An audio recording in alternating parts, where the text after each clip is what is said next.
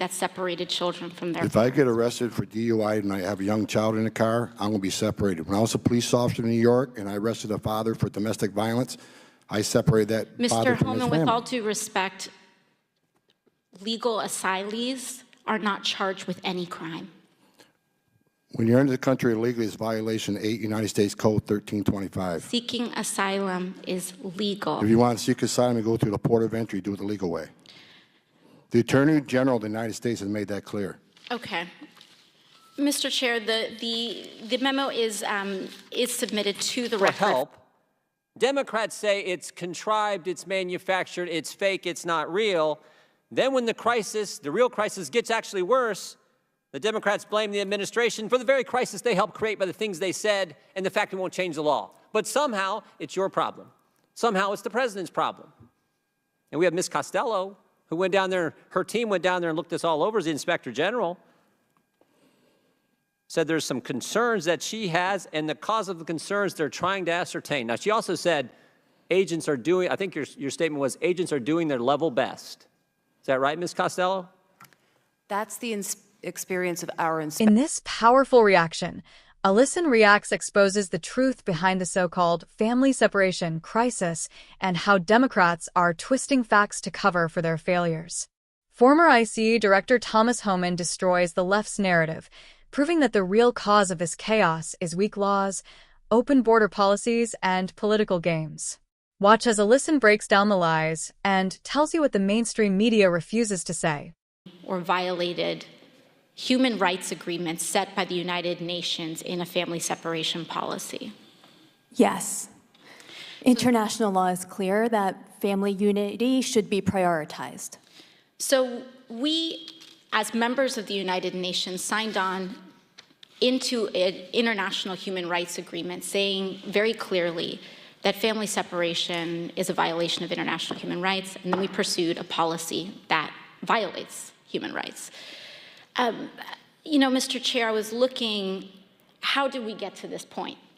How did we get to this point where we take children out of mothers' and fathers' arms? And, you know, it dated back, family separation in the way that we have seen it, where we take children away from their parents without due process, began last year under Secretary Kirstjen Nielsen, but I had to dig further. And our staff dug further. But where did this start within the administration? She implemented it. And we found a memo. It dates back to April 23rd of 2018, where there was an official recommendation to, quote, pursue prosecution of all amenable adults who cross our border, quote, illegally, even though this applied to legal asylum seekers in practice, including those presenting with a family unit between ports of entry in coordination with DOJ. Here is the memo that I would like to submit to the congressional record. What is the name of that? It is the memorandum for the Secretary from Homeland Security. Date. April 23rd, 2018, subject increasing prosecutions of immigration violations. Without objection. And so I looked at this memo, and it seems like this is the source of it. And it seems as though, Mr. Homan, that you are the author. It says here from yourself, Kevin Mikulinen, and Francis Cisna. Is this correct? Did you sign the memo? I'd have to see what you... Yeah, give it I'd be happy to provide it. And we'll provide it over, but I would like to note that here it says the official recommendation. There were 3 different options presented. The third included the option for family separation. This initiative would pursue prosecution of all amenable adults, including those presenting with a family unit. Mr. Homan, your name is on this, is this correct? Yes, I signed that memo. So you are the author of the family separation policy? I am not the author of this memo. You're not the author, but you signed the memo. Yes, a zero tolerance memo. So you provided the official recommendation to Secretary Nielsen on family, for the United States to pursue family separation. I gave Secretary Nielsen numerous recommendations on how to secure the border and save lives. But it says here that you gave her numerous options, but the recommendation was option 3, family separation. What I'm saying, this is not the only paper where we've given the Secretary numerous options to secure the border and save lives. And so the recommendation, of the many that you recommended family separation, I recommended zero tolerance. which includes family separation. The same as is with every U.S. citizen parent gets arrested when they're with a child. Zero tolerance was interpreted as the policy that separated children from their If I get arrested for DUI and I have a young child in the car, I'm going to be separated. When I was a police officer in New York and I arrested a father for domestic violence, I separated that father Mr. from his Homan, family. with all due respect, legal asylees are not charged with any crime. When you're into the country illegally, it's violation 8 United States Code 1325. Seeking asylum is legal. If you want to seek asylum, you go through the port of entry, do it the legal way. The Attorney General of the United States has made that clear. Okay. Mr. Chair, the memo is submitted to the record for review. Inspector General Costello, one last thing. Is there a record, based on reports throughout the year, and in our hearing earlier this year, we spoke with Ms. Juarez, a mother who lost her child due to inhumane conditions in the facilities. We learned that there is no accurate record and no policy being held of people who are pregnant and people who endure miscarriages. Is there a record of who enters and leaves these facilities? I'm not familiar with the instance you're talking about, but I do believe the facilities keep custody logs and logs, but I'm not familiar with the incident you're talking about. And where would we find those records? I believe all the facilities keep them on site, CBP and ICE facilities. And if you believe that the records are not accessible, or if we find that the records are not accessible, do you believe the committee should seek to request records from DHS on the location of children and those that are detained? Well, we would never opine about what the committee would request and not request, so. Thank you very much. Mr. Homan, the actions you took when you were director of ICE were entirely consistent with the law of the land, weren't they? Yes, when someone's prosecuted for a crime, the child can't go to jail with the parent. Yep. That happens to American families every day. Yeah, and if we, as you said, I think earlier, if we don't like the law, last time I checked, it's the folks sitting up here got to change it. Yeah. And you've offered, I think, no more than 4 times 3 changes to the law that would help the situation. Is that right? Yes, sir. Maybe make it a 5th time. Can you say it a 5th time for this group? Just, because, again, we're the ones that have to change the law. So give us that recommendation a 5th time, the 3 things that we got to do. If we would close the loopholes in the TVPRA, where children in Central America are treated the same as children in Mexico, if we would change the Flores settlement agreement so we can actually detain families in family setting long enough to see a judge and plead their case, if we can change the rules of asylum so it makes more sense so 90% of the people don't pass the first interview and a lot fewer pass in front of a judge, those 3 things would make a big difference on the border and decrease the illegal entry. Because those 3 things go to the heart of the matter. They go to the incentive. Is that right? They go to incentive along with the other things, such as talking about abolishing ICE, having no detention, free education, Yeah. free medical care, citizenship for those who are here illegally. When you keep offering incentives for people to come, sanctuary cities, come to this country, you'll be protected from ICE. As long as you keep having this language, more people who are vulnerable people are going to keep trying to come. Those kind of statements made by Democrats in the United States Congress or in positions of influence in this country, they have an impact, don't they? They have a significant impact. When a member of Congress says abolish ICE, when another member of Congress says abolish DHS, when the Speaker of the House says walls are immoral, when the person who gave the State of the Union response to the President's State of the Union says she's okay with non-citizens voting, that all has an impact, doesn't it? Just like the laws that you're sworn to uphold and impact and do when you're the director of ICE.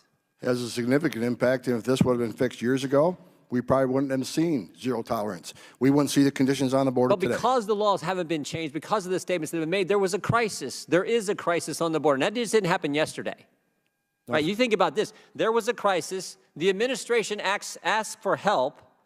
Democrats say it's contrived, it's manufactured, it's fake, it's not real. Then when the real crisis gets actually worse, the Democrats blame the administration for the very crisis they helped create by the things they said and the fact we won't change the law. But somehow it's your problem. Somehow it's the president's problem. And we have Ms. Costello, who went down there, her team went down there and looked this all over as the Inspector General, said there's some concerns that she has, and the cause of the concerns they're trying to ascertain. Now, she also said agents are doing, I think your statement was, agents are doing their level best. Is that right, Ms. Costello?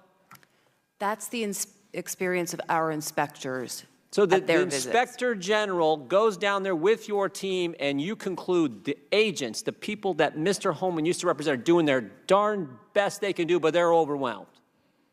And then you also said in your statement, in your answers a few minutes ago, you're trying to ascertain the cause. Well, that's pretty simple to figure out the cause. It's the numbers. In October, 60,000 apprehensions and inadmissibles on the border, October of last year. You know what it was in May of this year? 144,000. We know the cause. They're all coming. And they're coming because things the other side's saying, and the fact we won't change 3 fundamental things in the law. And it also might help, Mr. Homan, it also might help, because these are the ones that, these are apprehensions, these are people presenting themselves at ports of entry. It also might help if we build a border security wall, right? Instead of having the Speaker of the House say they're immoral, even though there's one in her state, it might actually help if we built the border security wall that the American people voted this president in office to do. It might actually help if we did that. Would you agree, Mr. Homan? Absolutely. Every place they built a border barrier, every single place they built a border barrier, illegal immigration decreased. Yeah, it would help with some of the tragic things that we have heard about, tragic situations that we've heard about the last couple of days, this entire week in this committee, that no one wants to see happen. The young mother who lost her daughter, it's tragic. No one wants those, but if we did the things you're talking about, we could help avoid some of those kind of incidents from happening in the future. Is that right, Mr. Homan? Yeah, if I can respond and to you're that. you're the guy who has lived it, breathed it, felt it, managed it. You know more than, you have more expertise in this area than anyone in this room. Is that right? I believe so, but let me respond. so. Let me respond to the one child that died. It's tragic, tragic. Sure is. But you know, as long as we're showing a lot of pictures, if I can have just 30 seconds. Here's a picture. Her name is Serenity. She was 9 months old, 9 months, raped and murdered by an illegal alien because of open borders policy. Here's Irana. She was 5 years old, raped repeatedly and murdered by an illegal alien. Here's Louise Solowin. She was 93, multiple rapes and murdered by an illegal alien. Here's a 16-year-old. Here's a law enforcement officer. I got hundreds of these in my desk drawer. So I've seen tears for people today, and I understand that. It's tragic when anybody dies. But let's not forget the angel moms and dads who I've all met and got to know. Their children died, and they're separated forever. It's not a matter of location. They're dead. And a secure border would help prevent some of this. Sanctuary cities does not help this. Sanctuary cities this will increase because of the push of sanctuary cities. Come to our country, we'll protect you. You can even commit a crime, be in our county jail. We're not going to ice into the jail. So he'll go out, recidivism rates. Anybody can look him up. 50% reoffend the first year, up to 75 recidivate within 5 years. They're in the country illegally in violation of federal law. They're locked up in a county jail. Let us have access to them and do our job. Thank you very much. Welcome back to A Listen Reacts, Patriots. If you love this country, if you believe in law and order, and if you're tired of seeing the truth buried under political lies, make sure you hit that subscribe button, like this video, and share it so more Americans can hear what's really going on at our southern border. Now, I just finished watching this hearing where Democrats went after former ICE Director Thomas Homan over the so-called family separation policy. They tried to paint him as some kind of monster for enforcing our immigration laws. But let me tell you something. The truth they refuse to admit is that entering this country illegally is a crime. That's not opinion. That's 8 U.S. Code 1325. If you want asylum, you go through the legal port of entry. It's that simple. But here's what the left doesn't want you to hear. Homan didn't invent the family separation policy. He enforced the law that Congress wrote. The same law that applies to every American citizen. When a U.S. citizen commits a crime and has a child with them, the parent goes to jail and the child doesn't go with them. The only difference here is that Democrats want to pretend illegal entry isn't a crime when it benefits them politically. What really struck me during this hearing was how AOC and others tried to twist international law claiming we violated human rights. But what about the human rights of American citizens who have been murdered, raped, or assaulted by people who had no right to be here in the first place? Homan showed the heartbreaking photos of those victims: young children, seniors, law enforcement officers. Their families are permanently separated. Not for a few weeks, not for a month, forever. And that's something the Democrats don't seem to shed tears for. Homan made one thing absolutely clear: the only way to stop this crisis is by changing the laws that create the incentive to cross illegally. He laid it out perfectly: fix the loopholes in the Trafficking Victims Protection Act, change the Flores Agreement so families can be detained together until their cases are heard, and reform the asylum process so fraud doesn't flood our system. 3 simple fixes. But instead of doing their jobs, Democrats cry about morality while blocking any meaningful change. And then, when the border numbers skyrocketed from 60,000 apprehensions to 144,000, they called it a fake crisis. They said it was manufactured. And now that it's worse than ever, they point fingers at the very people who've been begging them to take action for years. The hypocrisy is unreal. Let's not forget, every time a Republican talks about border security, the left screams racism. But when the same border barriers they call immoral are proven to reduce illegal crossings wherever they're built, suddenly they have nothing to say. Every place a wall has gone up, illegal immigration has gone down. That's not politics, that's reality. And the most heartbreaking part is that the tragedies we've seen, the loss of innocent lives, the children abused or killed by criminal illegals, those could have been prevented. Sanctuary cities protect criminals. They shield lawbreakers instead of protecting law-abiding Americans. And when ICE can't do its job because liberal politicians are virtue signaling for Twitter applause, real people suffer. At the end of the day, this isn't about cruelty or compassion. It's about common sense. We can have a compassionate immigration system and still enforce our laws. We can welcome legal immigrants who follow the process, who contribute, who love this country. But we cannot keep rewarding lawbreakers and then act shocked when chaos follows. So to all the politicians out there pretending to care, spare us your fake outrage.